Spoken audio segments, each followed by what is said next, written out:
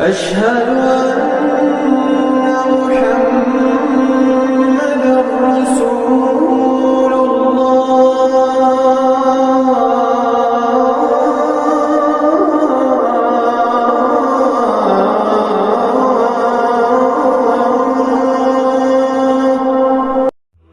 الحمد لله إن الحمد لله نحمده ونستعينه ونستغفره ونعوذ بالله من شرور أنفسنا ومن سيئات أعمالنا من يهده الله فلا مضل له ومن يضلل فلا هادي له نشهد أن لا إله إلا الله ونشهد أن سيدنا محمدا عبده وحبيبه ورسوله أما بعد فيا عباد الله اتقوا الله وأطيعوه إن الله مع الذين اتقوا والذين هم محسنون قال الله تعالى في كتابه الكريم أعوذ بالله من الشيطان الرجيم بسم الله الرحمن الرحيم وما النصر إلا من عند الله إن الله عزيز حكيم قال رسول الله صلى الله عليه وسلم لا تزال طائفة من أمتي منصورين لا يضرهم من خذلهم hatta tequmes sa'a. Esselamu aleyküm değerli Müslümanlar. Uca Allah'a hamdü sanalar olsun. Resulullah sallallahu aleyhi ve selleme salat salamlar olsun. Sizlere ve özme uca Allah'a karşı təqvalı olmağı ve Resulullah sallallahu aleyhi ve sellemin yolundan getməyi tövsiye edirəm. Etdiyim nəsihətlər öncə özmə, sonra siz değerli kardeşlermadır. Möhtərəm Müslümanlar, tarix boyunca imanla küfür, haqla batil, ədalətle zülüm daima bir-birlerine karşı olmuştur. İman əhli yer üzündə hüzur ve saadetin hakim olması için çalışmış, küfür əhli ise daima iman əhlinə zid olarak karşı cəbhədə olmuştur. Həmişə Müslüman topluluklar öz mənafeindən başka bir şey düşünmeyen zalimler tərəfindən işğala, əziyyət və işgəncələrə məruz qalmışlar. Bizə kin və düşmənlik bəsləyən, dinimizə, imanımıza, namusumuza və vətənimizə göz dikən düşmənlərə qarşı daima oyanıq olmağımız, onları yaxşı tanımağımız, tədbirli olmağımız və onlarla savaşarkən Allahın yardımını istəməyimiz lazımdır. Vətənin müdafiəsində məqsəd sadəcə sahib olunan torpaqları qorumaq deyil. Bunun arxa plandakı əsas qayəsi o torpaqlar üzərində yaşayan insanların dinini, canını, malını, namusunu qorumaqdır. Allah-u Teala bizə verdiyi saysız nemətlər haqqında Quran-ı Kərimdə xatırladır.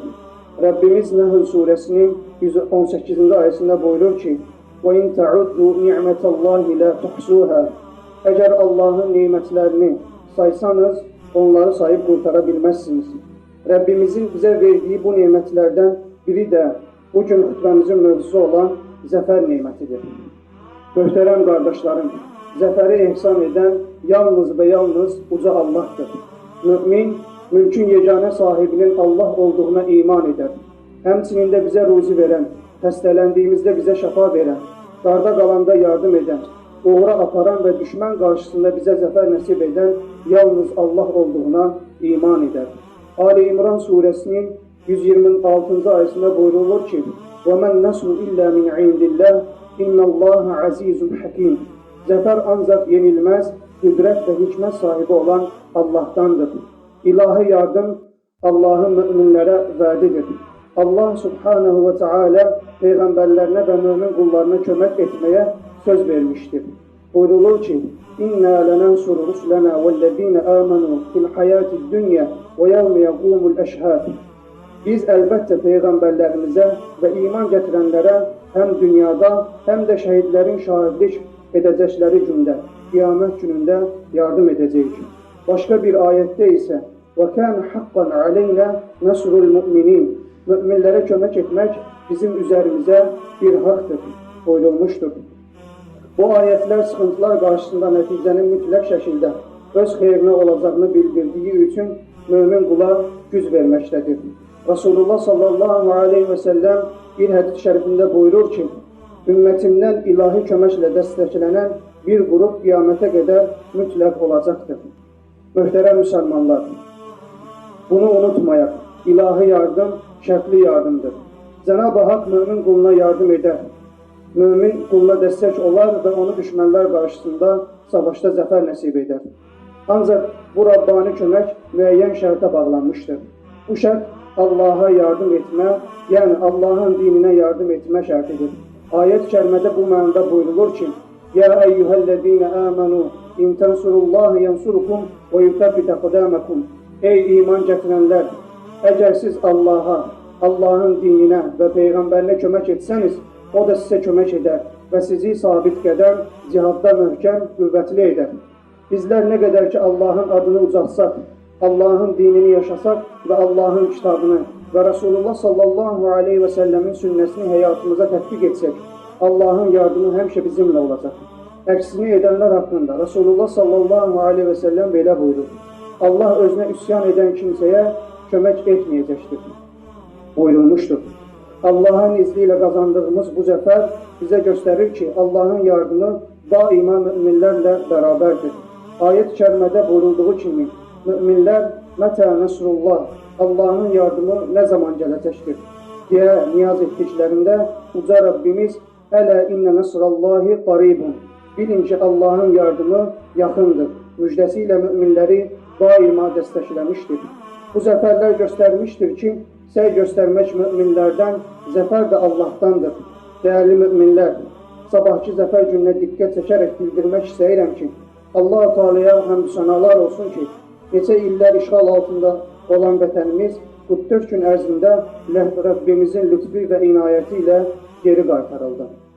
Möhtərəm müsəlmanlar, Allah-u Teala Ali-İmran surəsinin 139-cu ayəsində buyurur ki, وَلَا تَهِنُوا وَلَا تَحْزَنُوا وَأَنْتُمُ الْأَعْلَوْنَ إِنْ كُنْتُمْ مُؤْمِنِينَ. Ruhdan düşməyin və kədərlənməyin.